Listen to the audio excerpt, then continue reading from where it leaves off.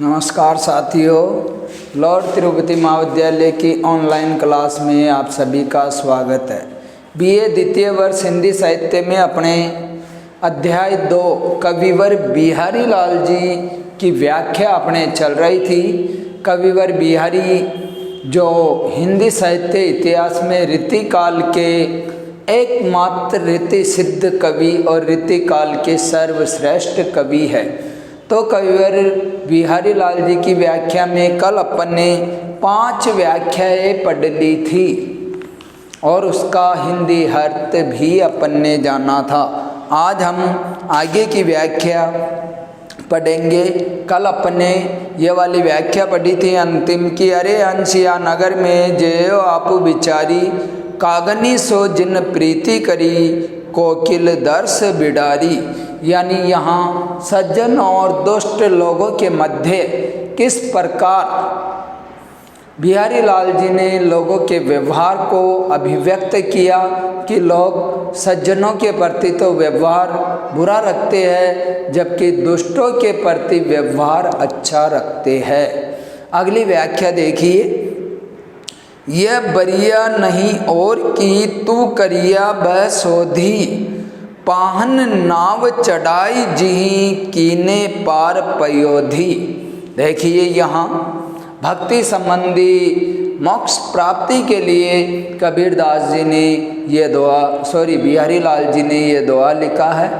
मैंने बिहारी जी के दोहे में त्रिवेणी संगम आपको बताया था। कविवर बिहारी जी के दोहे में भक्ति, नीति और वैराग्य तीनों का संगम देखने को मिलता है। तो ये बिहारी जी का भक्ति संबंधी दुआ कि यह बरिया, बरिया का अर्थ होता है वारी।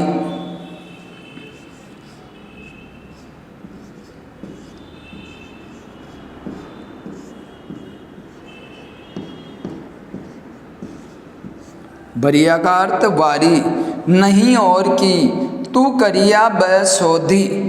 सोधी का अर्थ ये तत्सम तद्भव की प्रधानता है। सुधी का सोधी लिखा इन्होंने।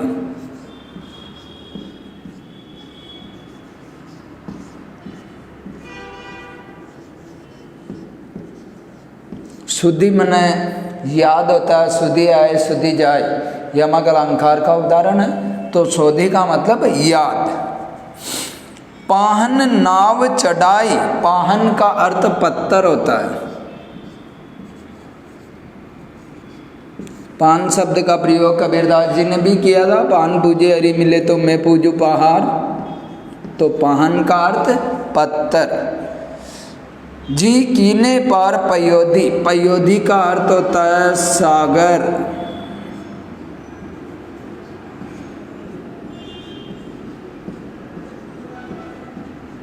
या समुद्र। शब्द शुद्धि में ध्यान रखना है समुद्र का आपको।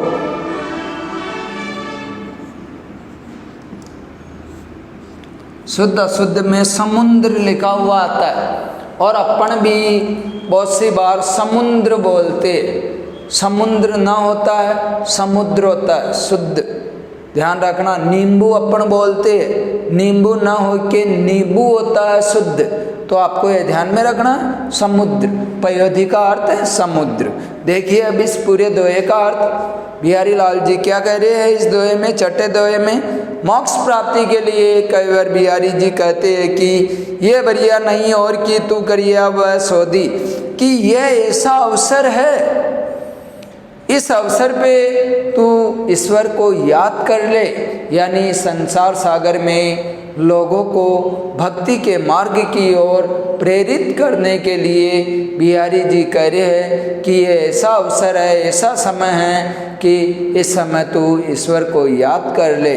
और ईश्वर को याद करने से मोक्ष प्राप्ति होती है। और यहाँ पौराणिक उदाहरण को बताते हुए बिहारी जी कहते हैं, पान नाव चढ़ाई जी कीने पार पयोधी, कि वो तो संसार सागर को पार कराने वाले प्रभु श्री राम, वो तो पत्रों को भी तैरा देते हैं, पत्रों का भी उद्धार कर देते हैं। यहाँ पौराणिक कथा के अनुसार नल और नील के द्वारा जो श्री राम के द्वारा सेतु बनाया गया था लंका, जाने के लिए।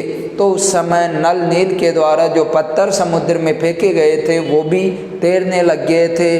तो यहाँ पे प्रभु की महिमा बताते हुए कविवर बिहारी जी कहते हैं कि प्रभु की महिमा अनंत है, अपार है, उसकी कोई सीमा नहीं है। तो यहाँ पे पान नाव चढ़ाई जिमी कि वो पत्थर की ही नाव बना के नैया पार करा देते हैं। तो हे व्यक्तियों, तुम ईश्वर को याद कर लो, तुम संसार सागर से, भव सागर से मोक्ष की प्राप्ति तुम्हारी हो जाएगी। तो छठे दोहे में बिहारी लाल जी ने मोक्ष प्राप्ति भक्ति संबंधी बात यहाँ पे बताई है। अगला दोहा देखिए, कैसे छोटे नरनु ते सरस बडनु के काम, मड्यो दमामो जातु क्यों कही चूहे के चाम। यहाँ छोटे और बड़े के मध्य अंतर को अभिव्यक्त करते हुए बिहारी जी कह रहे हैं कि किस प्रकार बड़े व्यक्तियों का कार्य छोटे व्यक्तियों के द्वारा कैसे हो सकता। अभी अलग अलग कवियों की अलग अलग बात है। एक जगह कबीरदास जी ने कहा कि छोटे की उपेक्षा मत कीजिए, कि कबीरदास जी का ये दुआ तो आपने पढ़ा ही होगा कि छोटे की उपेक्षा मत करो, जहाँ सुई काम में आए वहाँ क्या करे तरवारी। तो यहाँ बिहारी जी ने इसका उल्टा बता दिया कि कैसे छोटे नरनु ते सरत बडनु के काम। नरनु का अर्थ होता है चूहा, नरनु का अर्थ चूहा।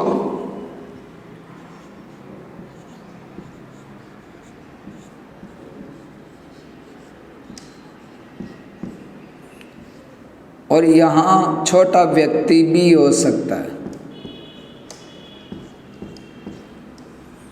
श्लेषर नरनु में चूहा भी हो सकता है, छोटा व्यक्ति भी हो सकता है। कैसे छोटे नरनु ते सरत, सरत का मतलब सरना या होना, बडनु के काम बड़े व्यक्तियों का कार्य, मड्यो दमामो जातु क्या, दमामों का अर्थ वाद्य यंत्र ढोल होता है, दमामों का अर्थ ढोल।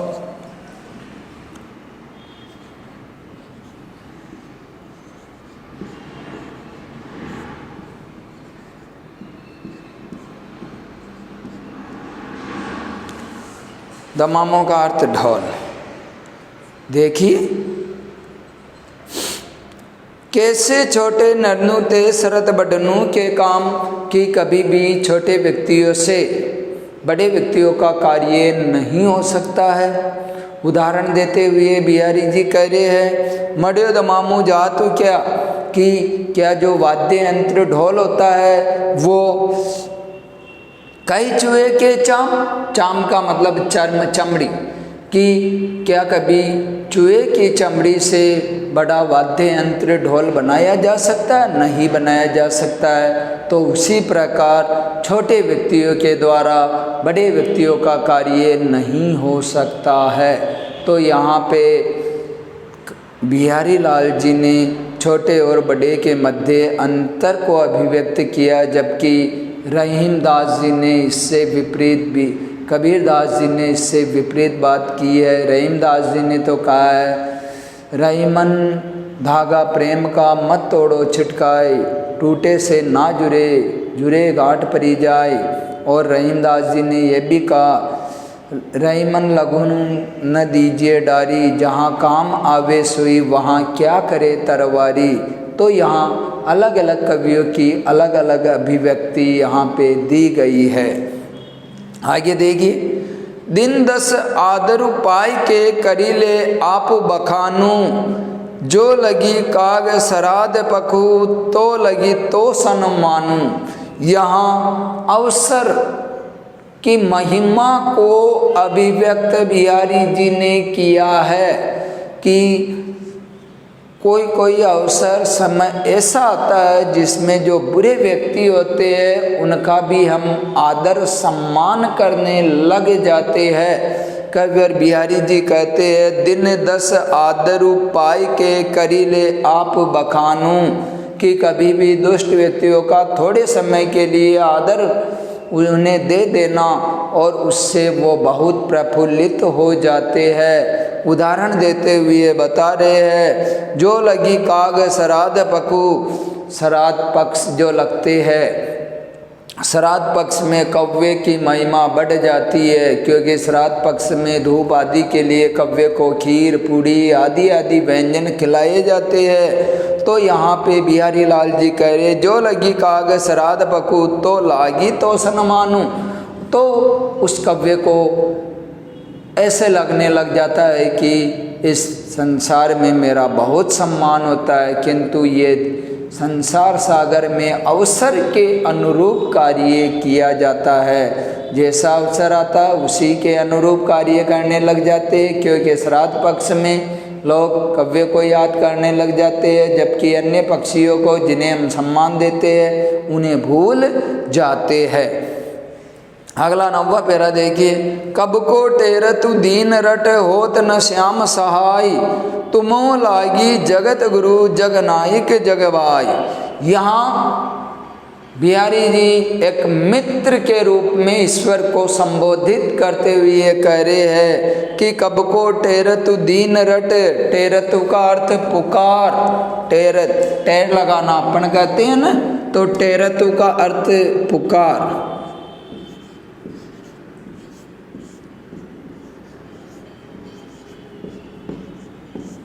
टेरतु का अर्थ पुकार, कि कब को टेरतु दीन रट, दीन का अर्थ गरीब,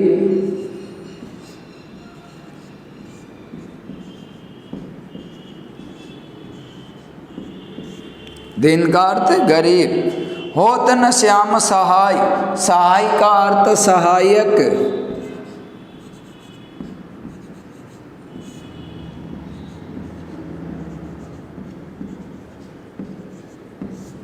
सहाय का अर्थ सहायक। तुमो लागी जगत गुरु जग नायक जग भाई, जग नायक स्वार्थी, नायक का अर्थ यहाँ स्वार्थी लेंगे अपन।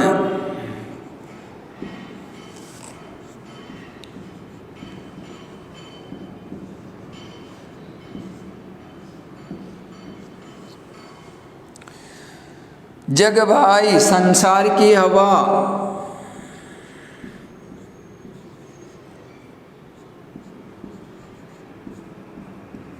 जग का अर्थ संसार होता है और भाई का अर्थ हवा होता है।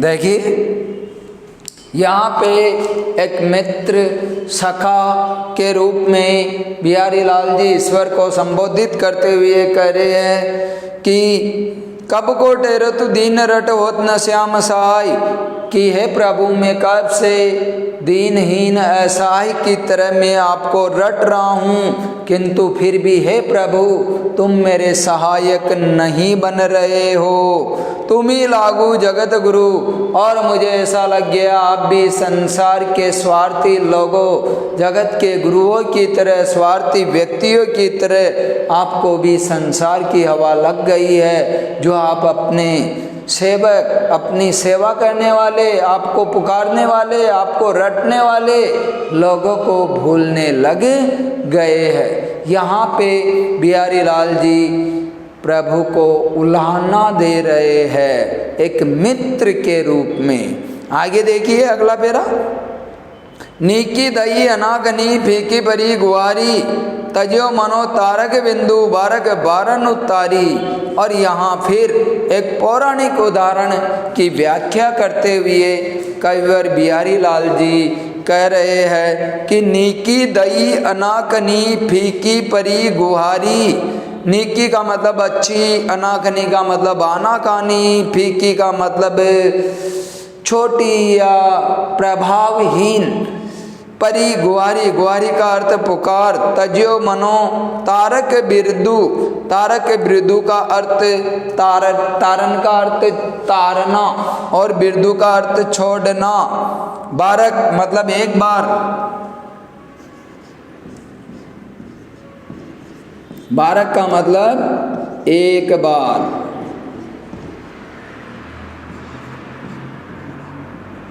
तारन का मतलब तारना। बारनु तारी, बारनु का अर्थ हाथी।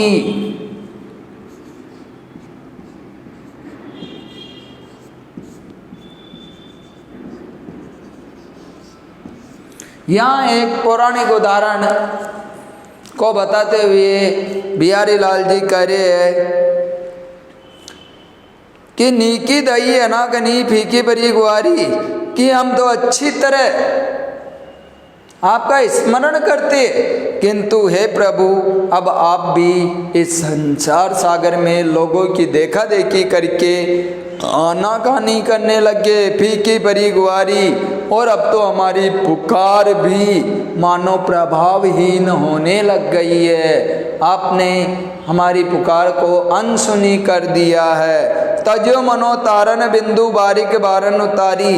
और यहाँ पे बिहारी लाल जी प्रभु को वापस याद दिलाते हुए कह रहे कि मानो आपने एक बार उद्धार करके, एक बार उन्होंने गज हाथी का उद्धार किया था, एक बार हाथी को मगरमच्छ ने तालाब में पानी में खींचने लग गया, तो उस हाथी ने प्रभु विष्णु हरि को पुकारा, तो हरि नंगे पैर दौड़े आए और उस हाथी की रक्षा की।